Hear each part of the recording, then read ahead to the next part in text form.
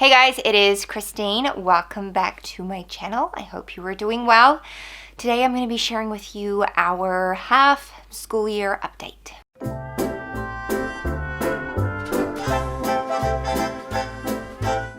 I actually cannot believe we're halfway through the year. This pandemic has eaten up the year. My girls are going to be having their birthdays in 4 months, and I feel like we celebrated their birthdays 2 months ago. It's just blowing my mind.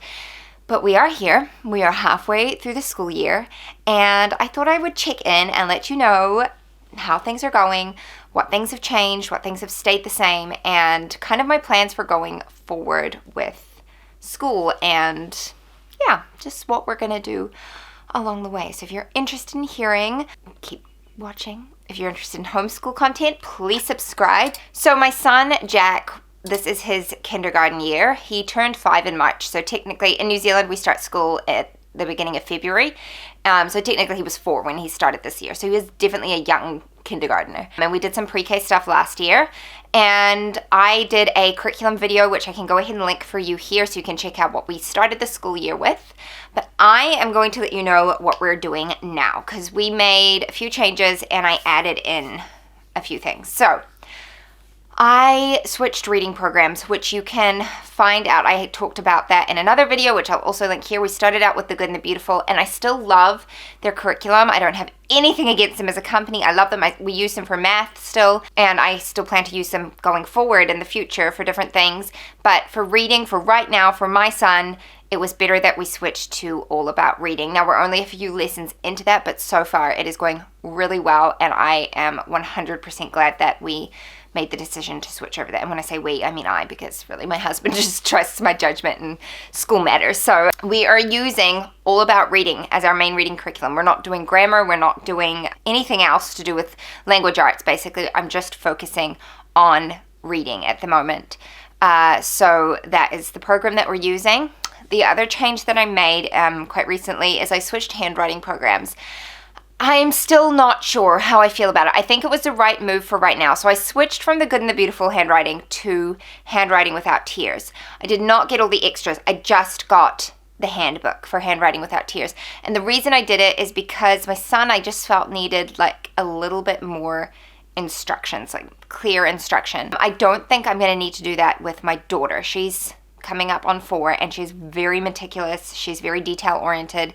She's very artistic, and I think she'll do really well with The Good and the Beautiful handwriting, so I think I'm going to continue to use that with her, and I will just take it as it comes going forward with my son. We'll just see. For right now, it's working well, Handwriting Without Tears, but I don't know, once he's figured out his letter formation and stuff, he might be fine going back to The Good and the Beautiful. So, yeah, right decision for right now, but I don't know that I'm going to continue with it going forward. I think those are the 2 big changes we made as far as subjects, but I did add in history. I don't know if I talked about history in my curriculum video, but we added in history just because I had it. My mom had given it to me, so we were doing Story of the World. I've done a review video of that for you, which I can link here if you want to check it out. And we're enjoying that. It's just a very casual approach. It's mostly read aloud, coloring in. We might do the odd project, but most of the time it's just reading and chatting about it. And we might look up videos or something if there's a subject that my son's interested in, So yeah, we can just kind of explore that as we see fit. And then the one thing I did add in, which I'm so glad I added in, was Laying Down the Rails by Simply Charlotte Mason.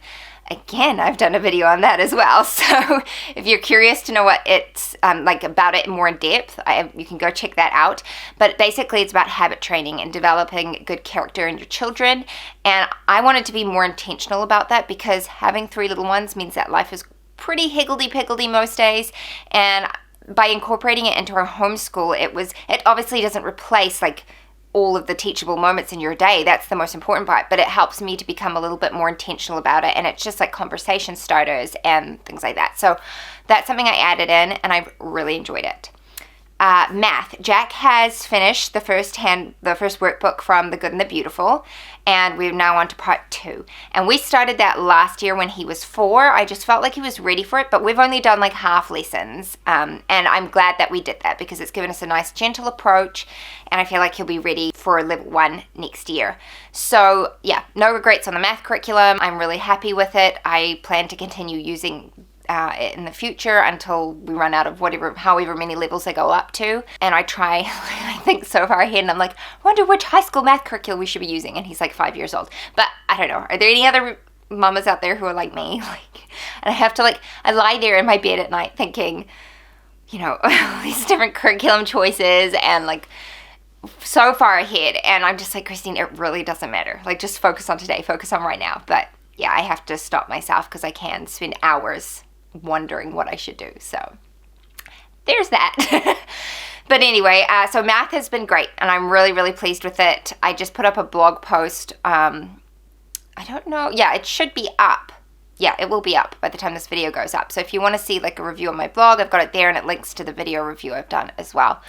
It's a great program, especially if you have a kinesthetic learner, which my son is. He's kinesthetic and visual, and this just is right up his alley. It works really well. I plan on using it with my daughter as well. So aside from that, we haven't really added, and I'm trying to think if there are other things. We do read aloud, but aside from that, we don't really do any other enrichment studies this year. I wanted to keep it really simple this year, and aside from one thing, which I have added in, and that is nature study. Nature study is something I really wanted to do, but I felt like I needed someone to kind of hold my hand and just give me some prompts and general ideas. My kids, I don't know if they're fighting or playing. I think they're okay. And The Good and the Beautiful have their nature notebook as a free download. I don't know if it's still available for free, but if it is, I will try and find the link and put it for you right here. Hold on 1 second. All right, I think we dealt with the noise. Yeah, so nature study, we've only just started that, and I love that it's seasonal and there's no set dates on anything, and you can just go with it as you it's just casual, and that's what I needed. So I love it, and my son loves it, and we're just gonna carry on with that. So I have been starting to plan for next year, because next year I have to apply for Jack's exemption.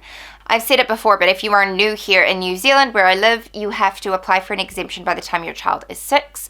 So they either have to be enrolled in school or you have a homeschool exemption by the time they're 6.